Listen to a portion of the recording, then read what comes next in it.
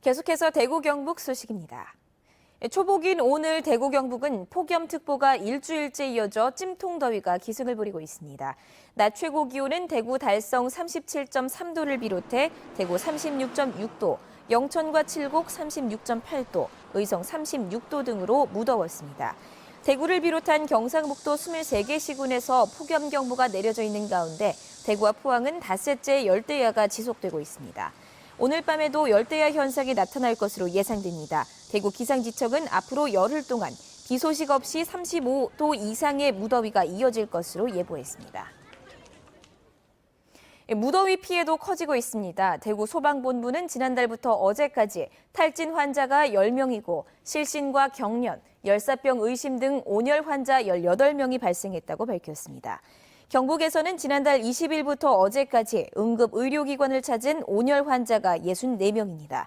또 지난달 말부터 지난 12일까지 닭 3만 2천여 마리를 비롯해 오리, 돼지 등 모두 3만 3천여 마리가 무더위로 폐사했습니다. 한편 한국전력 대구 경북 지역본부에 따르면 어제 대구 경북의 하루 전력 사용량이 8,956메가와트로 올해 여름 최대치를 기록했다고 밝혔습니다. 불볕더위로 학교 단축 수업도 늘고 있습니다. 대구시 교육청에 따르면 오늘 대구는 57개 중학교를 비롯해 63개의 학교가 단축 수업을 합니다. 단축 수업을 하는 학교는 학교 사정에 따라 1시간 정도 일찍 수업을 끝냅니다. 경북에서도 어제 5개 학교가 수업을 단축했고 오늘은 더 많은 학교가 단축 수업을 할 것으로 보입니다.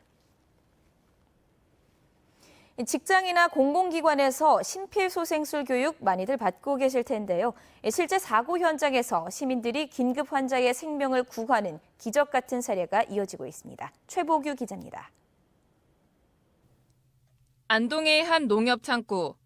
뒤쪽 대기석에 앉아있던 남성이 고개를 돌리나 싶더니 힘없이 바닥으로 인해 쓰러집니다. 직원과 손님들이 다가가 쓰러진 남성의 상태를 살피고 은행 여직원이 능숙하게 심폐소생술을 시작합니다. 흉부를 압박하길 3분여. 이 50대 남성은 의식을 되찾아 무사히 구조됐습니다. 전 직장이 병원에서 제가 근무를 할 때 직원 의무 교육 사항이었었거든요. 같은 날 영주에서는 보건진료소장이 알레르기성 쇼크로 의식을 잃고 쓰러진 70대 남성을 심폐소생술로 구해냈습니다. 네, 바깥 어른이 마당에서 쓰러지셨다고 우선 이제 환자를 편안하게 눕히고 심폐소생술 교육 때 배웠던 것처럼 심장 마사지를 하였습니다.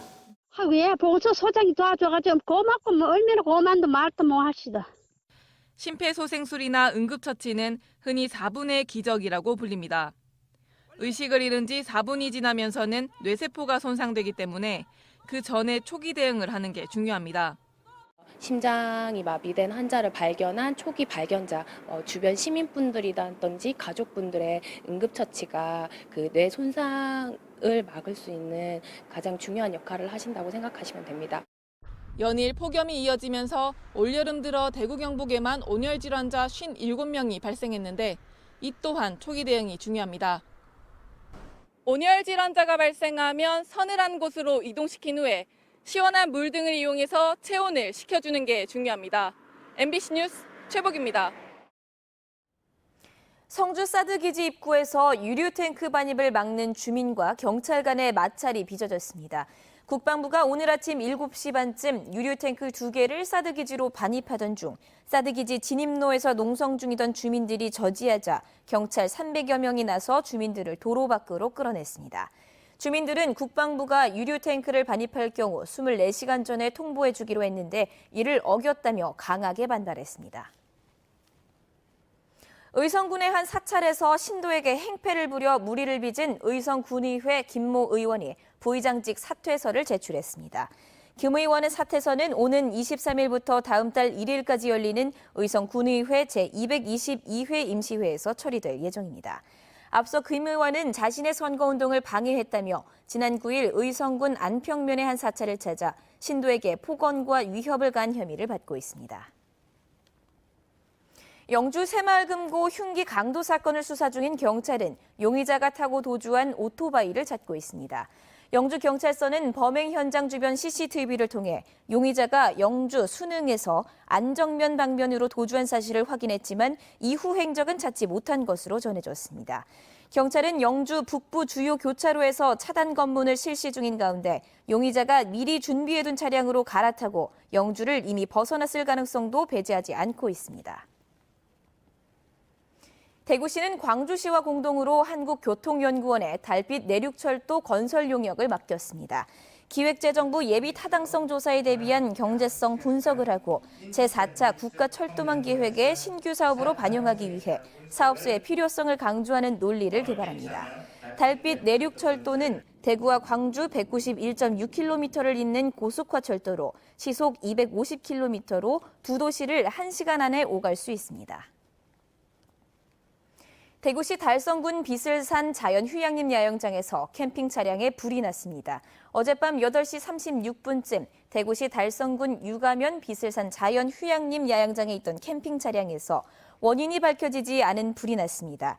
불은 인명피해 없이 차량 한 대를 모두 태우고 20분 만에 꺼졌습니다. 불이 난 야영장에는 모두 20대의 캠핑차가 있었지만 옮겨붙지는 않았습니다. 경찰은 휴양림 관리자 등을 상대로 화재 경위를 조사하고 있습니다. 최근 5년간 여름철 국립공원에서 발생한 물놀이 익사 사고의 대부분이 음주에서 비롯된 것으로 나타났습니다. 국립공원관리공단에 따르면 2013년부터 지난해까지 5년간 7월, 8월 전국 국립공원에서 발생한 물놀이 익사 사고 6건 가운데 5건이 술을 마신 상태에서 일어났습니다. 국립공원은 산이 깊고 수량이 많아 계곡물 온도가 낮은데 술을 마시면 심장박동이 빨라지다가 갑자기 찬물에 들어가면 늘어났던 혈관이 급격히 수축해 심장마비로 이어질 수 있습니다.